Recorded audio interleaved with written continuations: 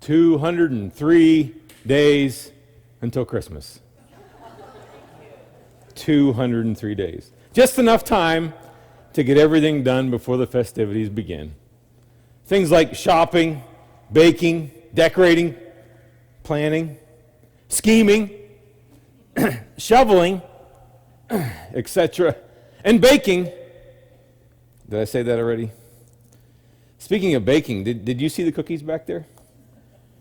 My wife and a few others said that they are for later, but what they don't know won't hurt them. With all those things that need done before the holidays, don't forget the listening and the seeing and feeling and tasting, enjoying the season. Well, that's exactly what tonight is about.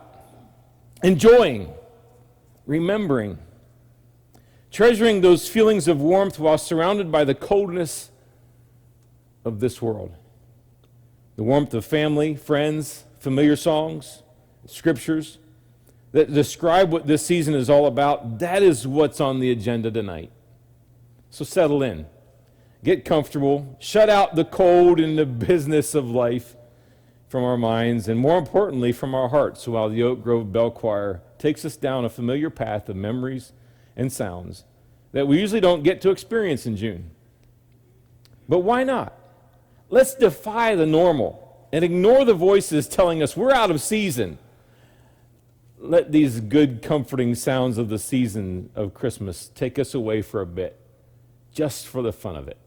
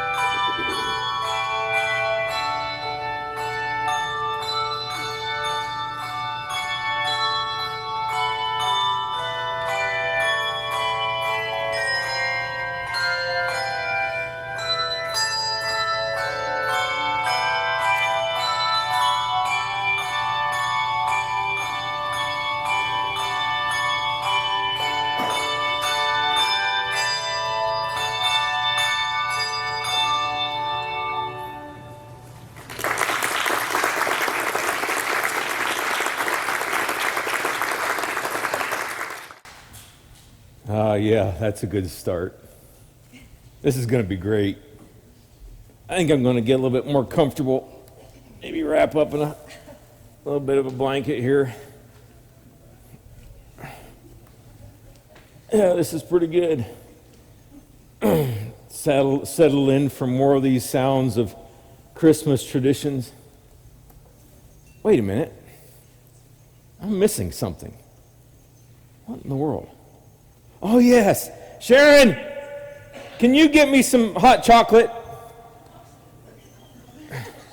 In a cup, a big cup, full. Well, a little bit better than the last time she brought me one. I didn't say that out loud, did I? On a night like tonight, you just have to get it right. How can you listen to songs like Let It Snow, Let It Snow, Let It Snow, or Frosty the Snowman without a blanket, a comfortable rocking chair, and a hot cup of something good? Real good. Thanks for the hot cup of chocolate. Now pull up a seat, settle in, and enjoy these Christmas songs together.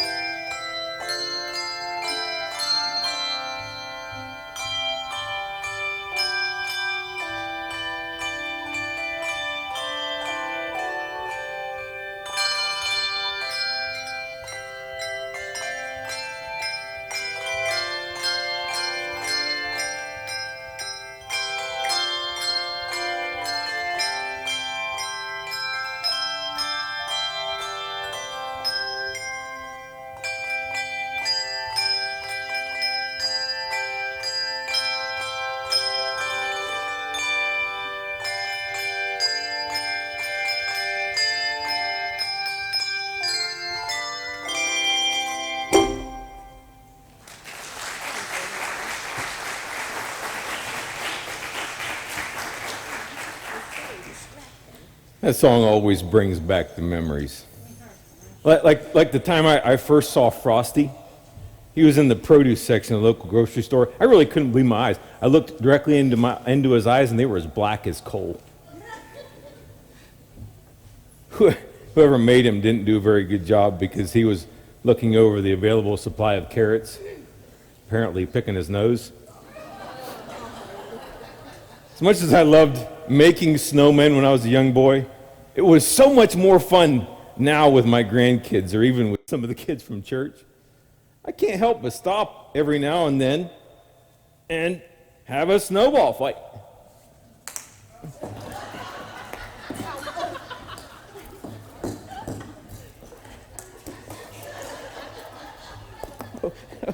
I love snowball fights. Loves. Oh. Hang on. Don't get all rolled up in a ball here. There's more great music. There's more great music to come to enjoy. The words of our, just ignore them. The words of our next song were written in 1922 and put to a tune written in 1905.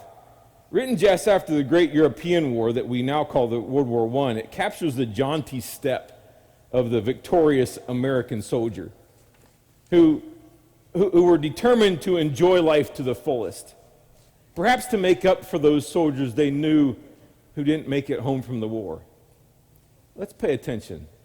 Try to capture the atmosphere of that time period.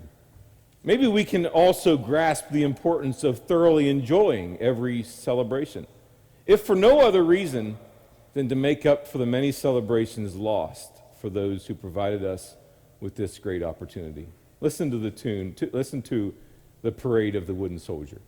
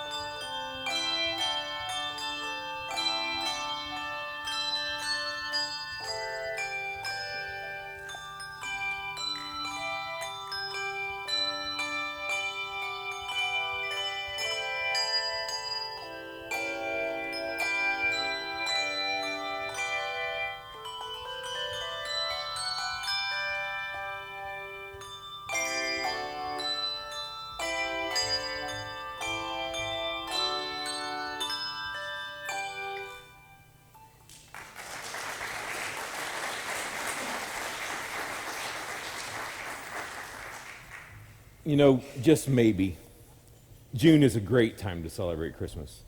We just celebrated Memorial Day last week, and Independence is just a few weeks away. Tonight we have this opportunity to remember the Christmases in the past when life was more simple, when family and home were more valued, when home-cooked food, cooked by mom or grandma, was what we looked forward to for weeks. Homemade gifts that were fashioned with love and pride made up most of what was wrapped up under the tree. Just thinking about those soldiers and the sacrifices they made makes me pause to consider if I value their sacrifice enough when I celebrate. Those soldiers who were often away from their homes and their family and friends, eating food that was often less than appetizing. Also, we could continue to celebrate these things for years to come that teach us how to celebrate with all our hearts. Take this next medley, for instance. It starts out with the words, There's no place like home for the holidays. For no matter how far away you roam, when you pine for the sunshine of a friendly gaze, for the holidays, you just can't beat home, sweet home. Maybe this year we can appreciate one part of that a bit more. After being surrounded by people for months that have their friendly gaze hampered by a mask, we know what it's like to pine for the sunshine of a friendly gaze a little more ourselves. There really is no place like home, and no people we would rather be around than family. No memories better than those we make together with family at home, especially around the holidays.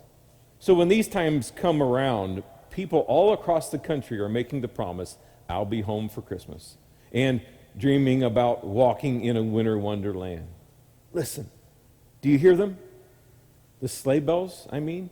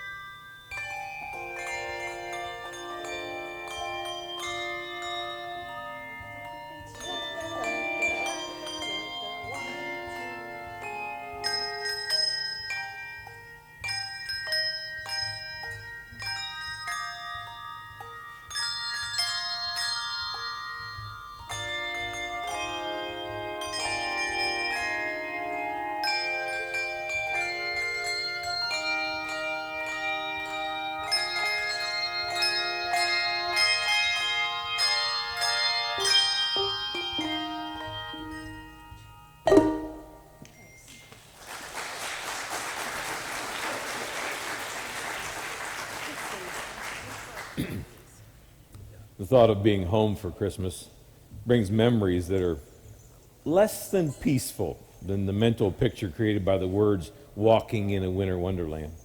My family gatherings around Christmas are noisy and full of activities, laughter, and lots of it, visiting while surrounded by others visiting, the vigorous activity in the kitchen, getting things prepared for whatever meal we're able to be together for.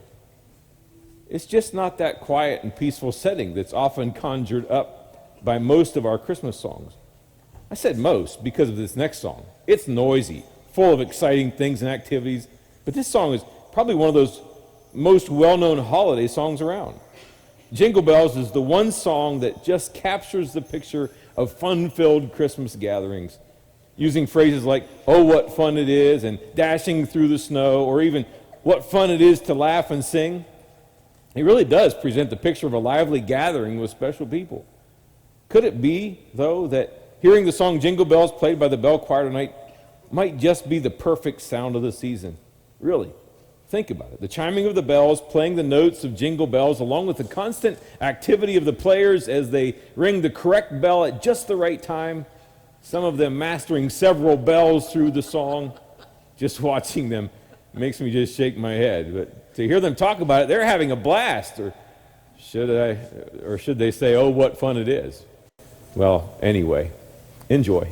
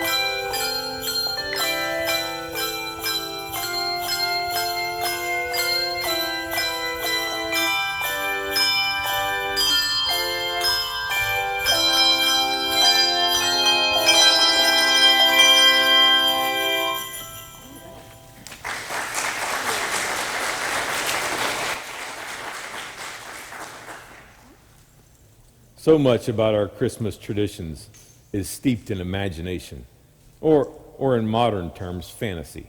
Really, how many of you have been on a sleigh ride with a bobtail bay horse? I'd venture to say that there are not too many.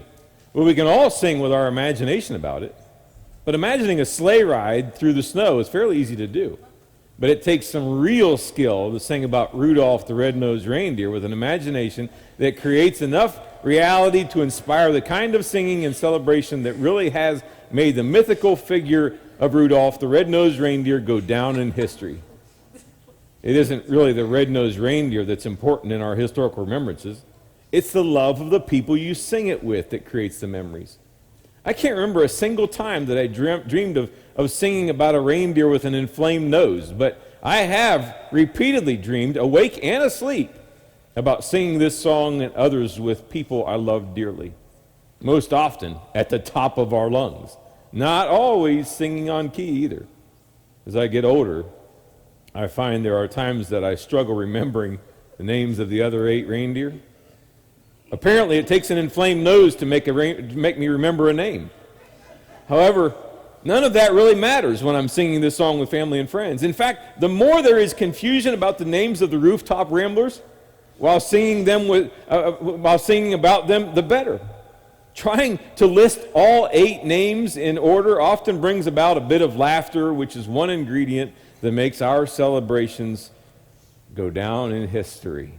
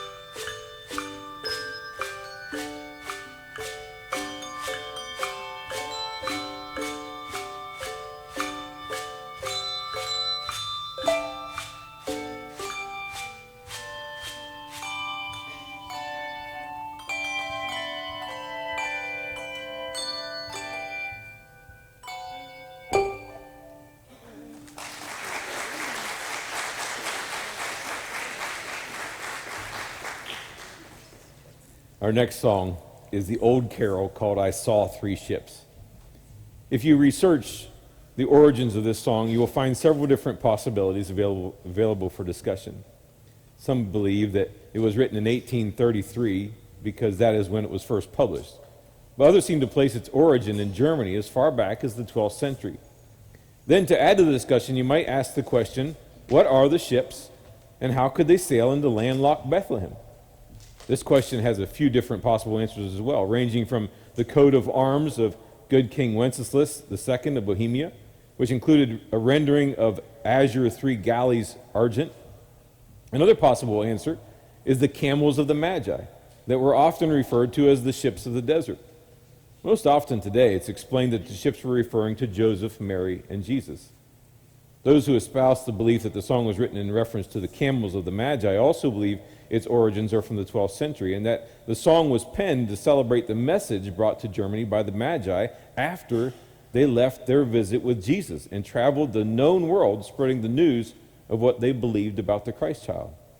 Whatever we might choose to believe, the thought of the Magi taking on the commission to go to the world with the good news of the advent of this Christ child should be motivation to us as well. In fact, that commission is one reason we celebrate Christmas in June, or whenever, because we can. because the message of the birth of our Savior is worth sharing and celebrating every day of our lives.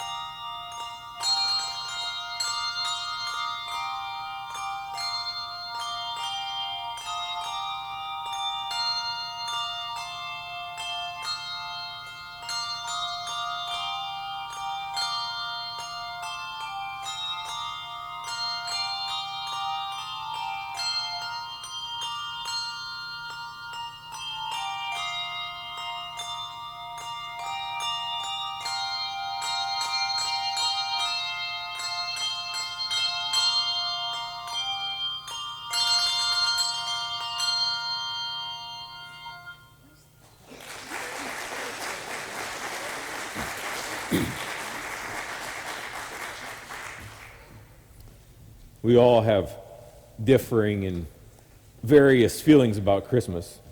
Each of us would have a different idea about the best parts about the celebration. Some like to surround themselves with activity, parties, celebrations, food, fun, family. All these things have their value and add to our enjoyment of the holiday. I enjoy almost every part of the season except the crowded shopping centers and streets during the season. But even that has its value.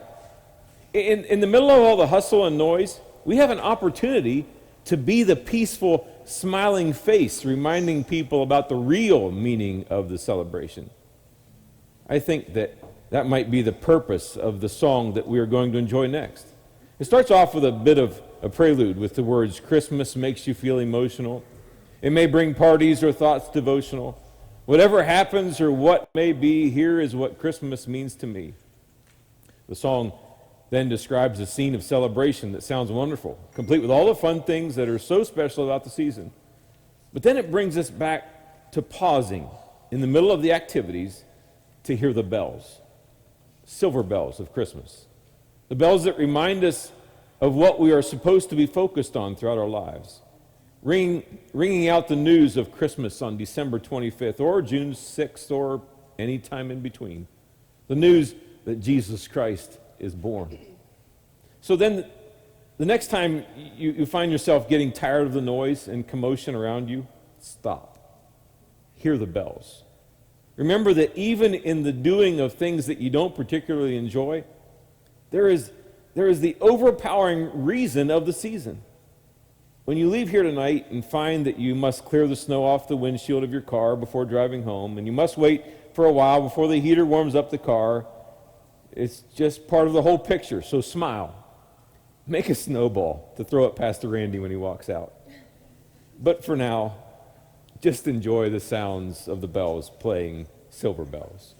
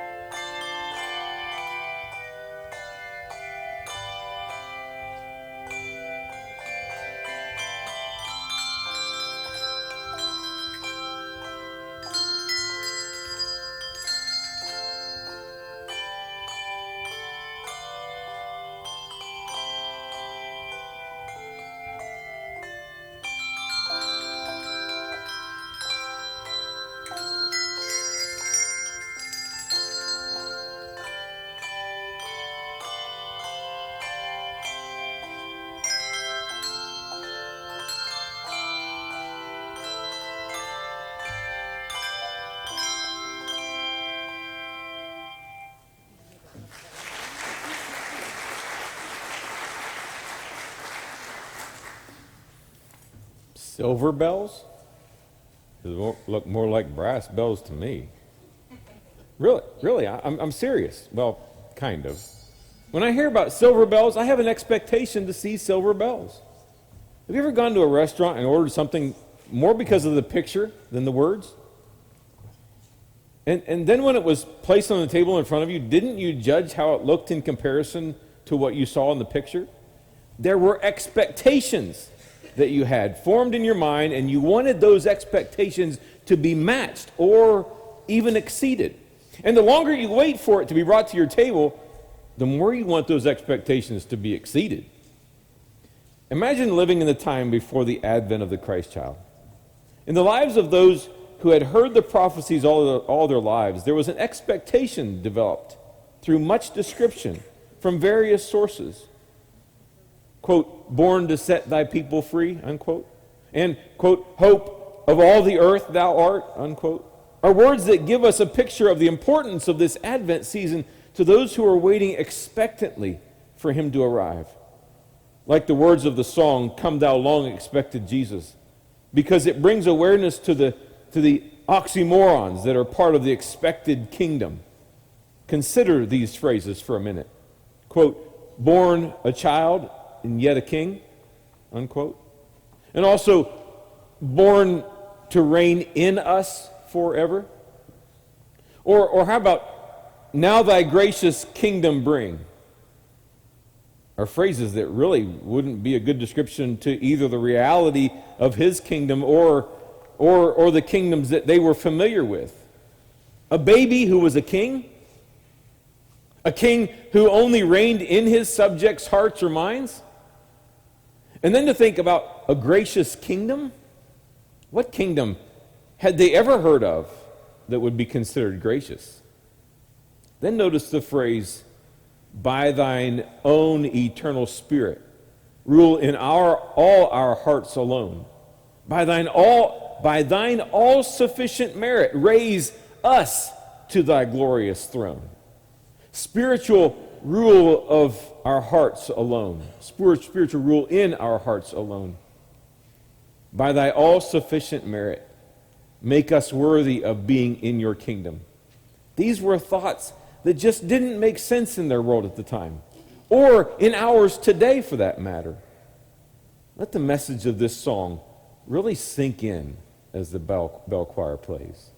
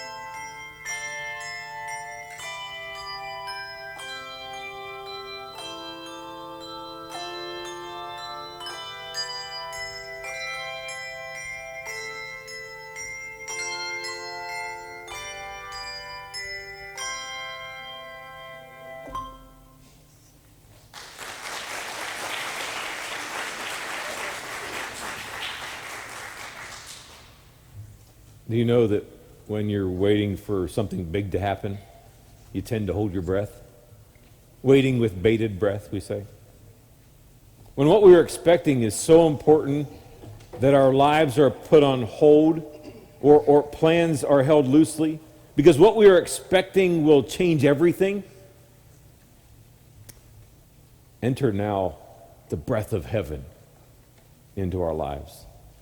The next song is called Breath of Heaven, and it's written from the possible perspective of Mary, the expectant mother of Jesus. In our present age, we don't think we can really appreciate the weight of the significance of Mary's calling. Mary is overwhelmed by the amazing calling that God has placed on her life, or maybe I should say in her life. The task of living life well is more than we can do in our power, as it is. But carrying the Son of God, providing him the upbringing that his father requires, must have been beyond daunting. I imagine that as time went on after the angel announced to Mary that she was going to have a son, and he would be the Savior, the weight of the task might settle into the heart of Mary and make her focus on her own strength. In this song, Mary seems to lift her focus back to where it needed to be as she called on the breath of heaven to, quote, hold her together, unquote, because she was, quote, frightened by the load I bear, unquote. Asking that in a world as cold as stone, that this presence that was represented inside her would, quote, lighten my darkness, unquote, and be with me now again. Many of us will sing in our own hearts those same words as the bells play the tune of Breath of Heaven. Listen to the words of this song.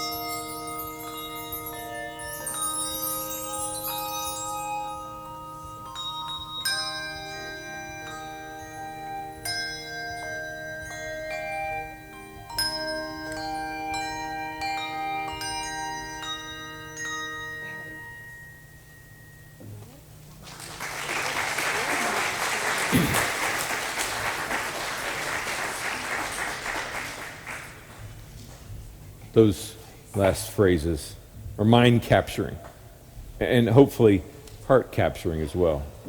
Hold me together. Be forever near me. Lighten my darkness. Pour over me your holiness, for you are holy. They realign our hearts with the plan of our Heavenly Father. We are tempted to think that we aren't commissioned with the task that Mary had, so this focusing of the heart isn't so important for us. However, we are most definitely commissioned with this task ourselves.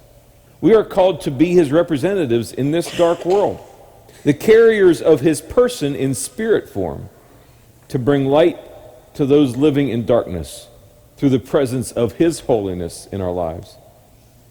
In this world that calls out for peace and safety, we have the amazing privilege to shine his peace through resting in his safekeeping. Wherever you go, whatever you do, trusting, living in his peace when there's no peace around us. His promise to each of us is that he, the Almighty God, will be with us, supplying our every need. As we listen to the bells play a medley of songs that are overshadowed with the theme of being overshadowed by the peace that passes understanding, let us recommit to this amazing and overpowering commission to carry the Prince of Peace into this world.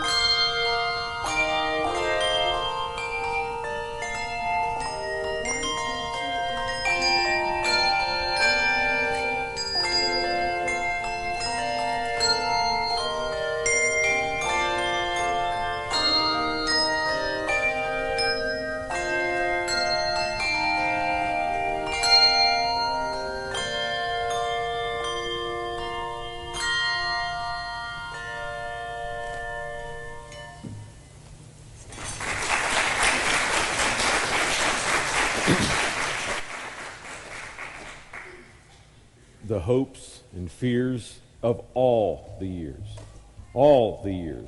from Adam until now. All the hopes, all the fears have met the one who makes it all make sense.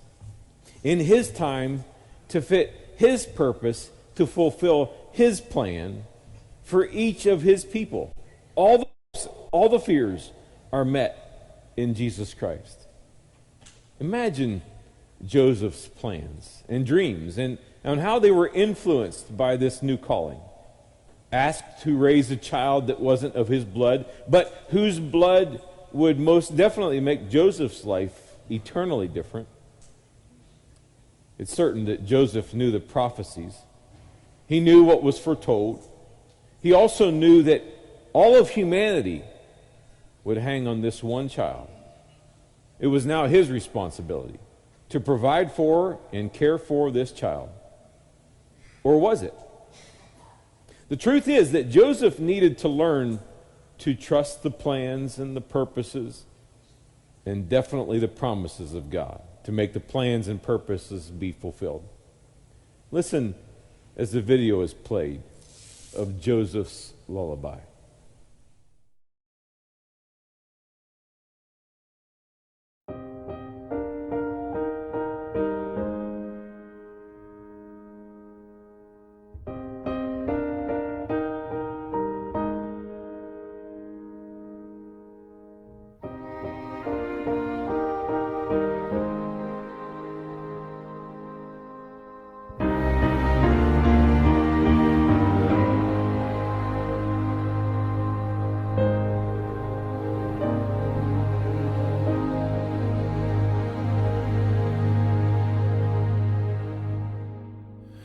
Go to sleep, my son. This manger for your bed. You have a long road before you. Rest your little head. Can you feel the weight of your glory? Do you understand the price? Or does the Father guard your heart for now so you can sleep tonight? Go to sleep, my son. Go and chase your dreams. This world can wait for one more moment. Go and sleep in peace. I believe the glory of heaven is lying in my arms tonight. Lord, I ask that He, for just this moment, simply be my child.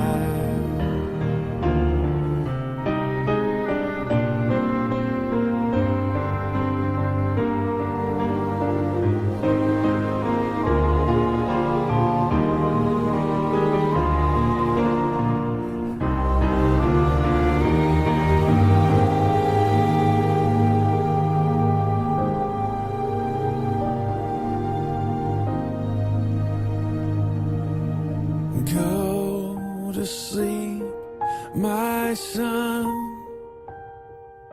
and baby, close your eyes. Soon enough you save the day, but for now, dear child of mine, oh my Jesus,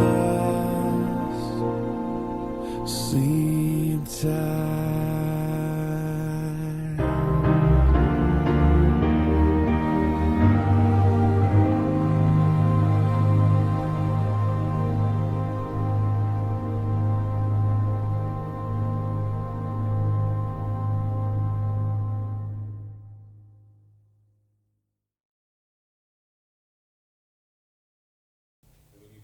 Quiet and peaceful moment, there's often something really loud and obnoxious that comes along to knock you off your plans.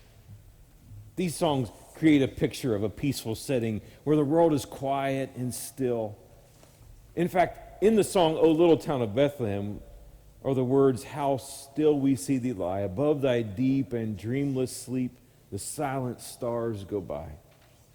And then in the middle of that silent night, holy night, we have the picture of the angels breaking in on the peaceful setting to make an announcement, which is to be expected when a baby is in the house. Just about the time you think that life is so nice and quiet and still, relaxing and peaceful.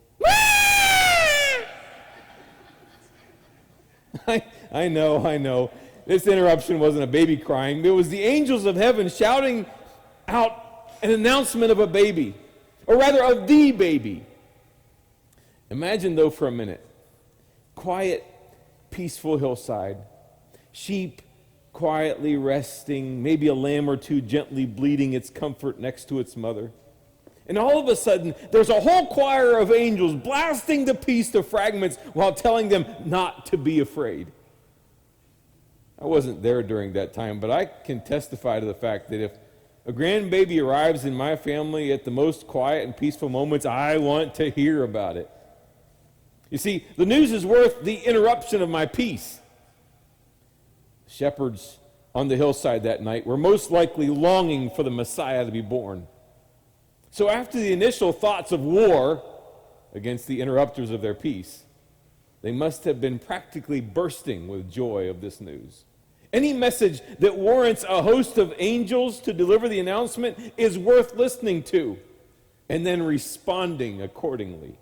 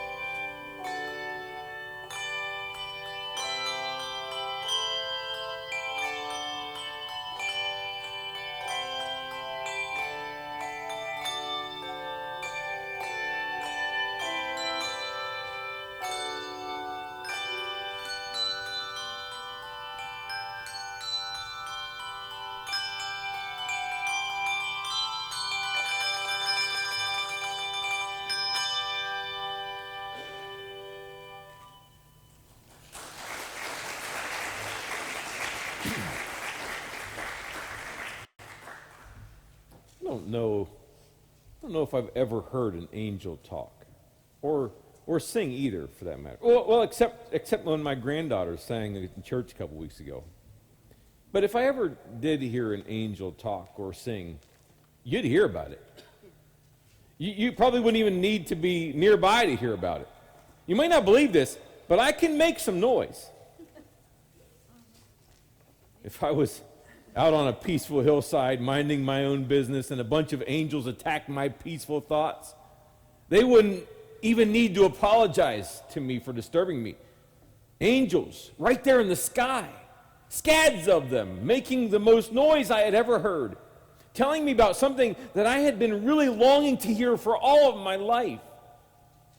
I'm sure that I would be wide awake and alert.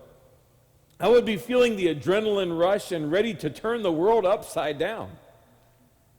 I think that was the point, and still is today, in fact.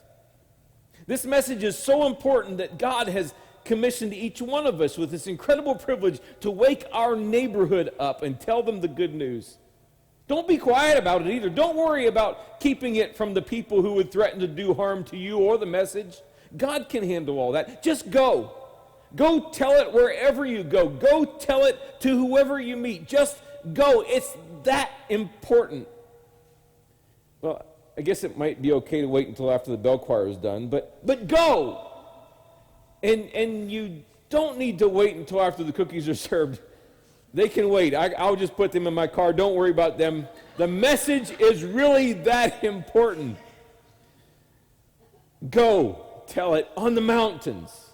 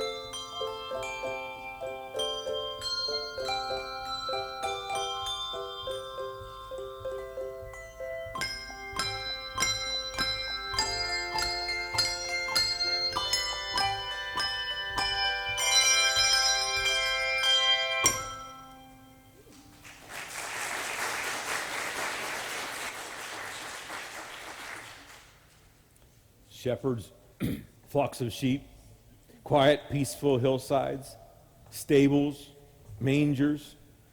Seems a bit quaint to me. He was supposed to be a king, actually the king of kings.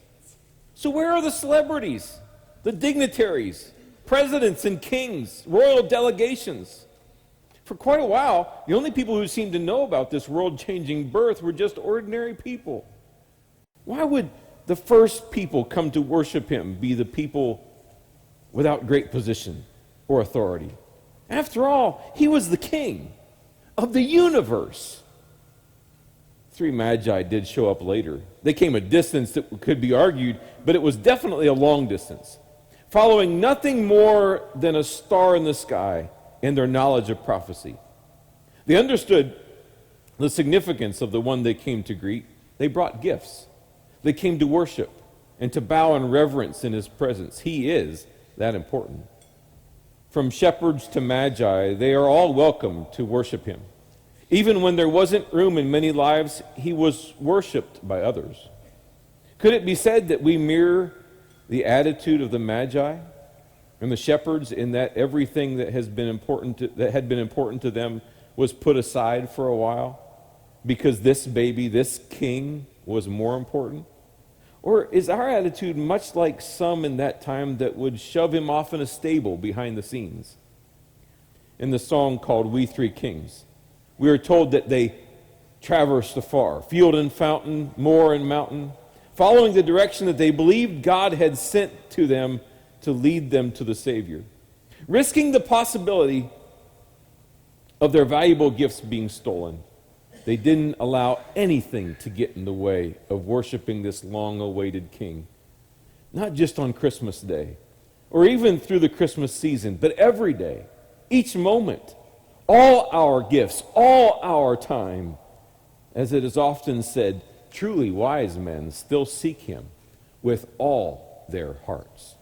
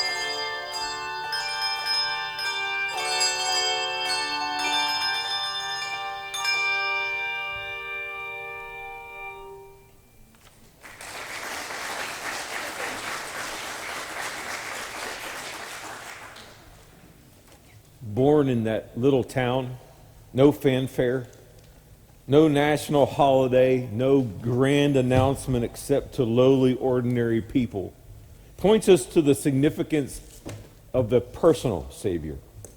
There was no parade, not much of any earthly celebration anyway.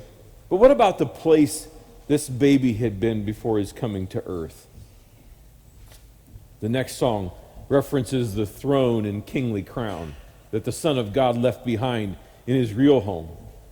It gives us a perspective that what we can see here is with our earthly eyes is really nothing in comparison to what has been happening behind the scenes in this king's eternal home. The lack of great earthly fanfare plants a seed of understanding in our minds that his coming was not to demand by great power and authority that we all bow down and worship him. Rather, his coming was and is personal. His birthday is to lead to a new birthday for us as well, birthing in our hearts a connection to a life beyond this place, a place where all our most extreme imagination is surpassed, a place for you and for me. That day, Jesus left his throne and his kingly crown when he came to earth for me was birthday of a king. It was also the birthday of a kingdom that we were created for. We were not created for the struggles of this earth. We weren't even created for all the blessings of this earth. We were created for all the unimaginable blessings in the home that Jesus left behind, to announce to us a personal invitation to come live there with the King who would be willing to lay it all aside for a moment to make his invitation very personal to you and me. Let us worship him now as we are reminded of this in this medley called "There's Room in My Heart."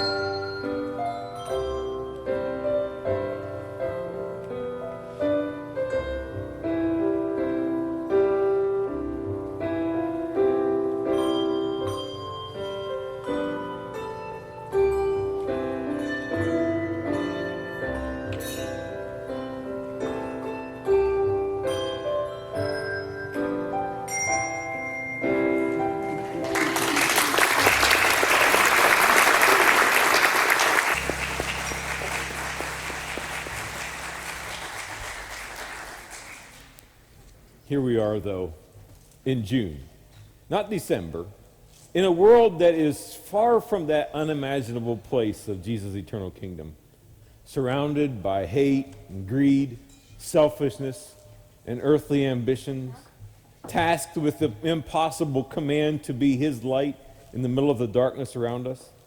How can we stay focused? How can we keep our eyes on what the world can't see when what we do see is so captivating? I don't think there is a song that puts this into perspective better than this next song.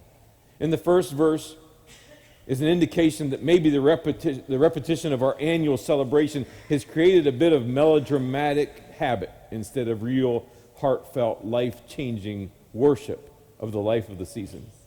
The second verse seems to carry this theme on with the words, "I thought as how the day had come, the belfries of all Christendom had rolled along the unbroken song of peace on earth, goodwill to men." Just rolling through the motions with unbroken regularity that speaks more of fantasy than a reality of living.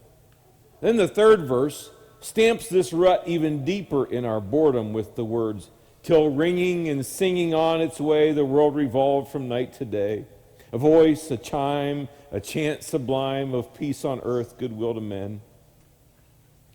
More of the ringing and singing, along as life just continues down a path of habitual practices and celebrations that have become a voice or a chime or a chant of beautiful tones without any life-changing experiences to bring life to a dark world.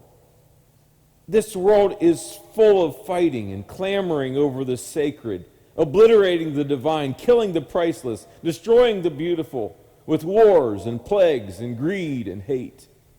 The author of this song seems to feel the despair of so many in our world today when they penned the words, "And in despair I bowed my head. There is no peace on earth," I said, "for hate is strong and mocks the song of peace on earth, goodwill to men." It seems that the writer has finally decided that nothing will ever change. We are doomed to this meaningless life of worthless endeavors and hollow celebrations till our lives and even our world come to an end. But from somewhere not previously noted, to the readers or the singers of this song, comes a realization that what had been perceived was not the whole picture. The writer writes this final verse and chorus that makes what seemed like a death sentence of life without semblance to real living become something to turn away from by the divine intervention to a life that is crowned with a presence and glory that only can come from a faith in the personal promises of an eternal God, reaching into our current circumstances to do what we could never do on our own. He writes, "Then pealed the bells more loud and deep. God is not dead, nor does he sleep. The wrong shall fail, the right prevail, with peace on earth, goodwill to men." Listen and consider as the bells play the tune. Then let your hearts lift toward where our help comes from.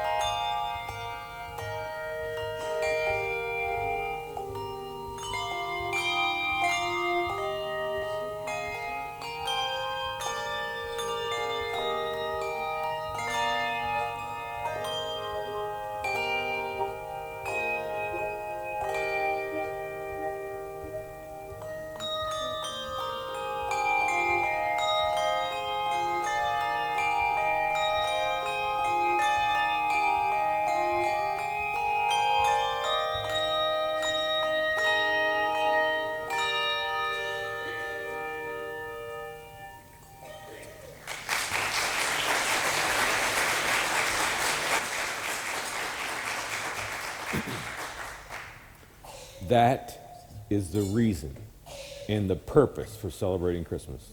Not only in December, but in June and every day of the year. So when we say to you today that time-honored wish, to all that we encounter, we truly do wish you a Merry Christmas and a happy summer too.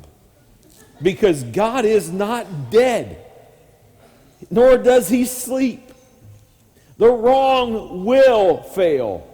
The right will prevail with peace on earth in the heart of those who live goodwill, to live goodwill toward men.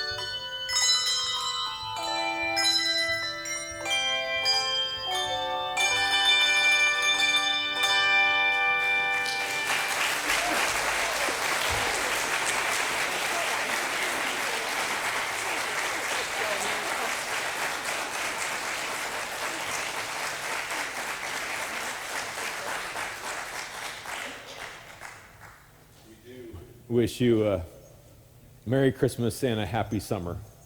Hope you've had as much fun as we have, especially me, because I didn't have to put anywhere near as much work in as they did. And just being a part of this tonight, I really hope it's been meaningful to you. And let this be a gift from us to you. We really have enjoyed doing this together. We have cookies back there. Stick around, have some time of fellowship. We aren't going to worry about setting or tearing the chairs down for later. We're going to take care of that later. So let's just enjoy being together. Thanks so much for coming. See you next year.